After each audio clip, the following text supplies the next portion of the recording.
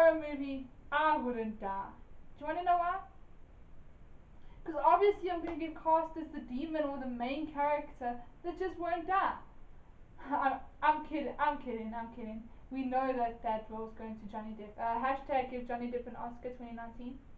Get it going, please. I think Johnny Depp deserves an Oscar. Just saying. Hey homies, welcome back to my channel of cringiness.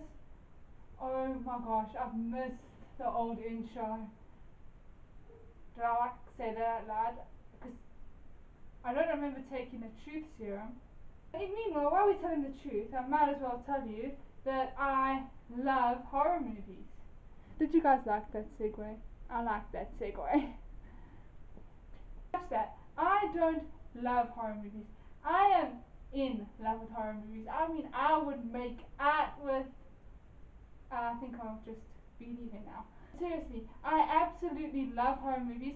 They are my second favorite genre. My first is comedy, because you know, who doesn't love a good laugh? Although horror movies nowadays are basically comedy. You know, you sit in there watching the movie, this demon comes and chops off this guy's head, and you're just there like hosing yourself. Or is that just me? Okay. Anyway, back to the original point. I thought it would be a fun idea to make a video on if I were in a horror movie. So that's what I decided to do. So I sent out a tweet and an Instagram story asking you guys what cliche things happen in horror movies that irk you. And you know, anyway, me being as popular as I am, I got 3 replies in all. So I'm going to be using the replies I got and using my creativity for the others.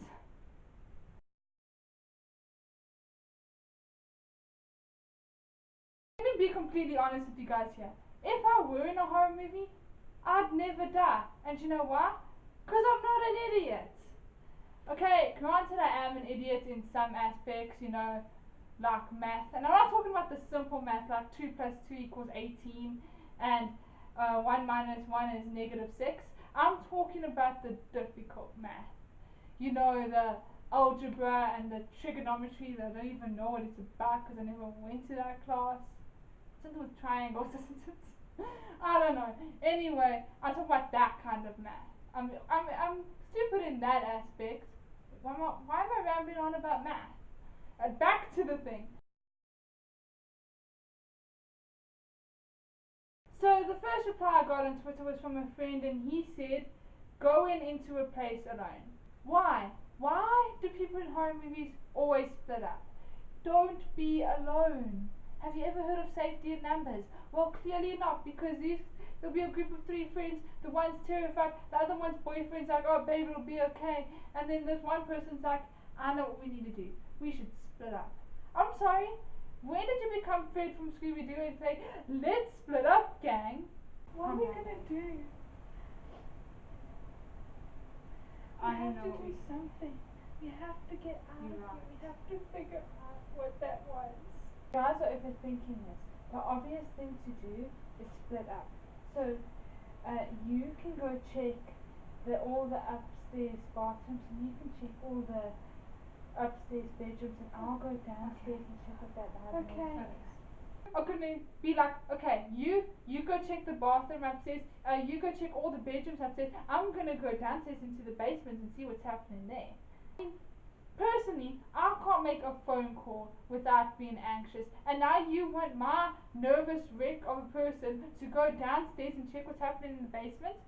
I'm sorry, no. If there's any reason I'm going downstairs, to just leave. The next reply I got on Instagram was from someone who just said death.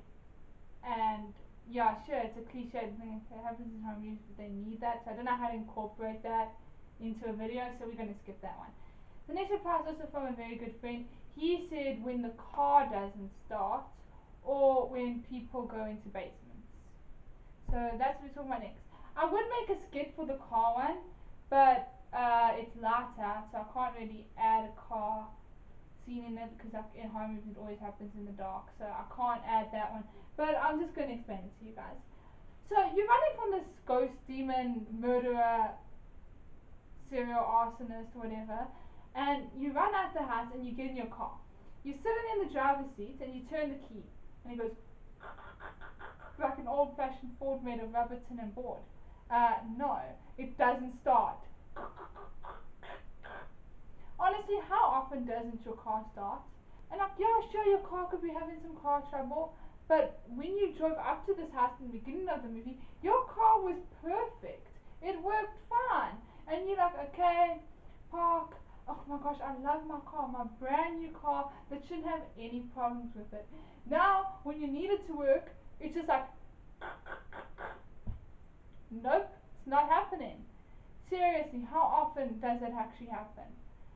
I'm like, yeah, sure, if it's a beat down car and acted up when you were getting to your house, then I'd believe you. But now, you got out, in the beginning, you got out in a brand new car and now it's just not starting. And never mind that you sit in this car like, trying to get it to start, looking in the rear view mirror and seeing that this ghost demon thing is coming closer and closer. And you're still trying to get this car to start, and he's about, I don't know, let's say 20 meters away, and you can see him in the rear view mirror and you're like, doesn't work. Sorry, if it doesn't work when this guy's 20 meters away from me, I'm getting out of that car and I'm running. And granted that I'll probably like eject my lungs once I ran about like 10 meters, but that's besides the point. But no, you're still sitting there trying to trying to get your car to start, and the second they're a meter away, then the car starts and they still won't beat the demon, or they get out the car when he's a meter away and they decide to run. Sorry, wouldn't you have rather gone out when he was 20 meters away and you have a 20-meter head start instead of one? You like this far away from the demon. You're like, oh, it's a good time to get out the car now. I'm sorry, where is the logic? Now, the next thing is checking basements and attics. Why would you do that? When you're in a situation like this, is stay on the main floor. That way you have all the windows as an exit and the front door and the back door. You can't go wrong. But when you have to go upstairs to an attic or just upstairs to the second floor, you can't get out. You can jump out the window and break your leg. And when you're in the attic, you can also jump out a window there and definitely break your leg. And what's going to happen when you go down to the basement? Do you know what's going to happen? You're not going to have an exit either. The only way out is up. And what's going to happen is you're going to be down there, and the serial killer is going to be there, and then you try to run up the stairs, and then the serial killer's accomplice is going to be on the stairs blocking your exit. You can't get out. You are trapped. Same thing with upstairs. There's going to be someone on the stairs and someone in the attic. And if they're not in the attic, then there's definitely going to be someone on the stairs stopping you from escaping. So stay on the main floor. It's not that hard.